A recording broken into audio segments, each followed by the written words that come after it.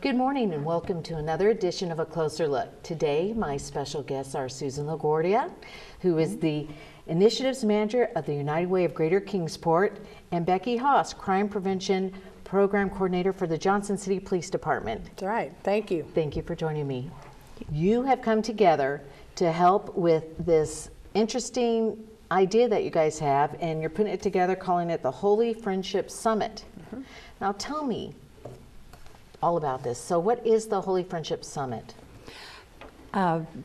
It's an effort to bring together churches in the region to respond to the crisis we have going on with opioid addictions.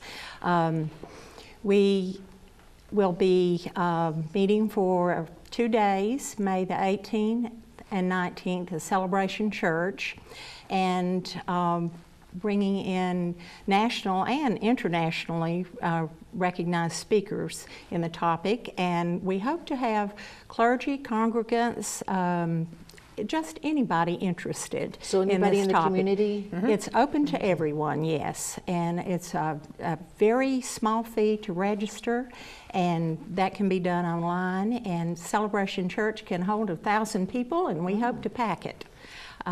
And there will be workshops as well as main speakers for the plenary sessions who will be talking about topics of interest and way the churches can respond to this crisis. And the church being called by some in our group, and I agree that the church has been a sleeping giant in many ways in addressing this problem, because the churches are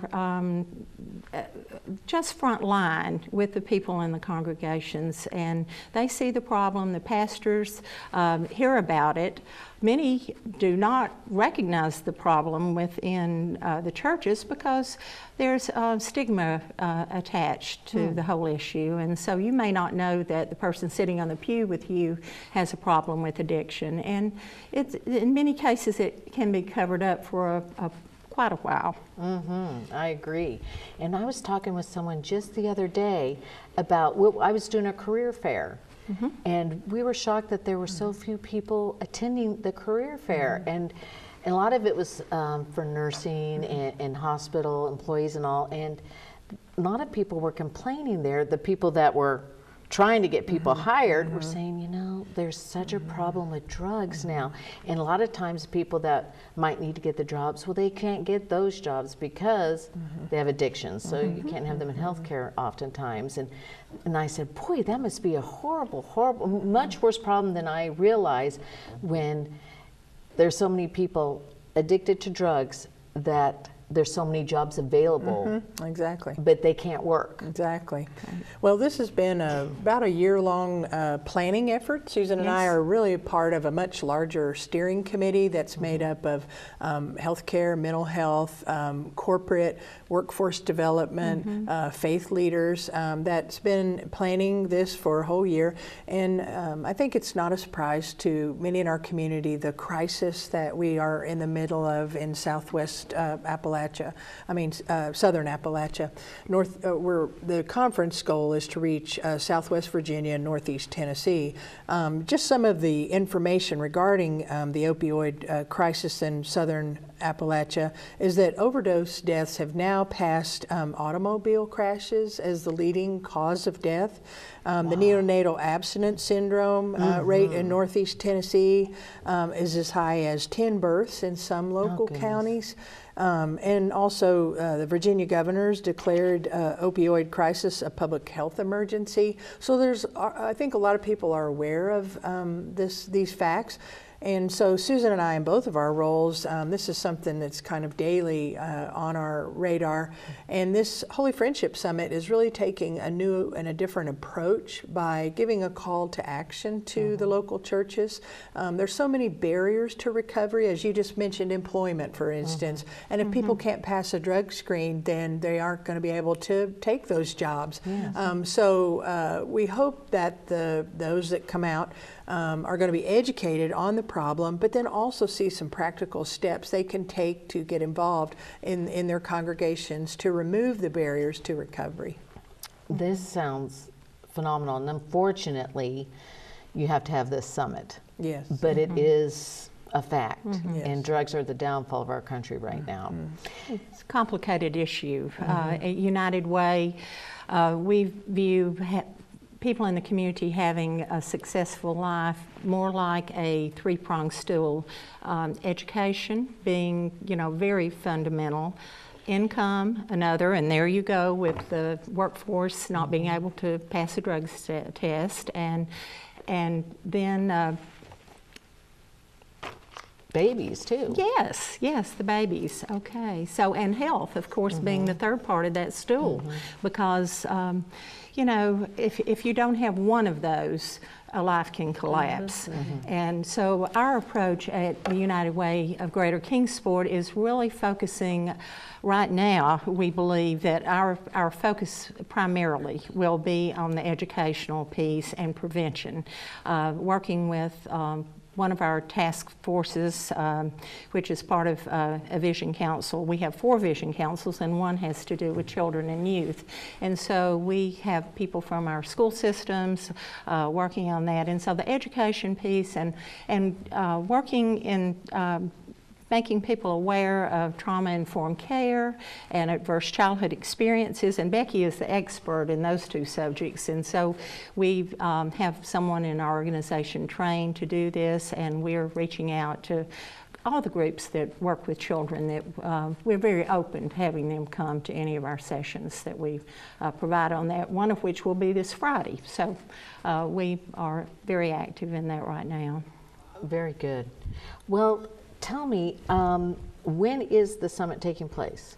Okay, it'll be May the 18th and 19th. It'll be all day on Friday. It'll be from 8:30 or 8 o'clock in the morning. We start with breakfast and networking, and then it'll go till 5:30 that evening. And then on Saturday, it's from, again, 8 o'clock is breakfast, 8 to 9, and then the meetings start at 9, and it'll go till 3 o'clock.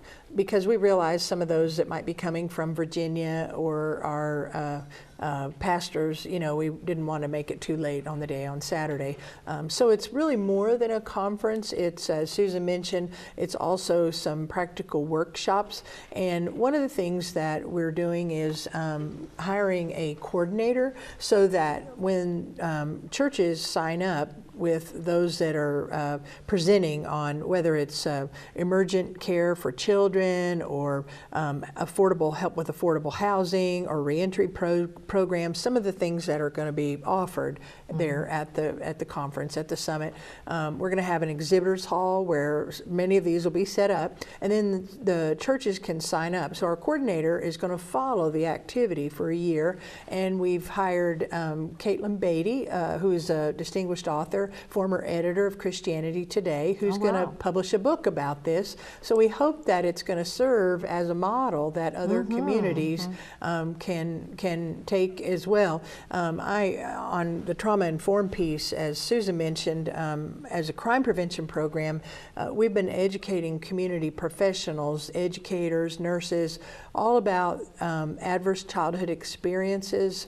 There was a study released in the late 90s that shows that it's a predicting factor that if an individual as a child is in the home with someone of mental illness, drug addiction, incarcerated, chronic stressors like poverty, you don't know where you're going to sleep at night, food, those, so you see abuse, you see violence towards your mother, that those are all factors that can lead to addiction. And so we've been educating the community, and recently I was on a conference call with a regional director from SAMHSA, which is a federal substance abuse mental health services administration, and she was fascinated that we were taking on this kind of a project, and she wanted to send word out to the 10 states that she's a regional administrator for a large federal organization, and to talk about this as a prevention program. So we have kind of said in the number of interviews that we've done that we hope in this weekend we'll move people from inspiration to perspiration. That's very good. I am so proud of you guys for coming up for this. I mean, we really need it, and I'm glad that you took action to do it. And so what would the fee be for this?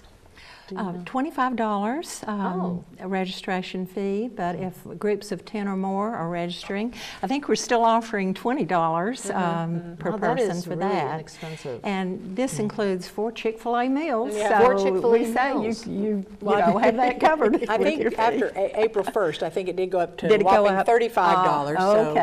Okay, Anyway, thank you. but we really didn't want the cost to be a deterrent. Right. And at some of in the afternoon in our lunch session, we're going to have a book table where people can meet the authors, which are some of the speakers.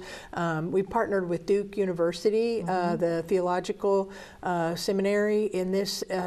We have one, John Swinton, coming from Scotland, who's one of our speakers, and Andy Crouch, who is a well-known author and speaker.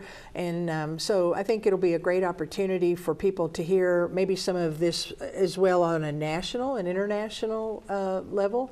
And we hope really to, just really bring a lot of good resources that at the end, our community, is strengthened and has some more ways to be involved in reducing this plight.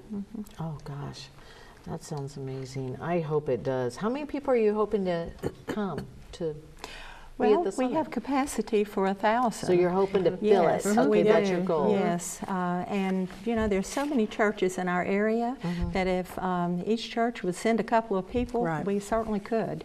And we know students will be coming from ETSU who Oh, are good. involved with the psychology department and social work.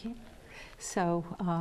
Some We're- churches are scholarshiping, like their leadership. They'll buy, 10 or 15 tickets, and so about 15 people can come from their staff and all. Oh, that's amazing.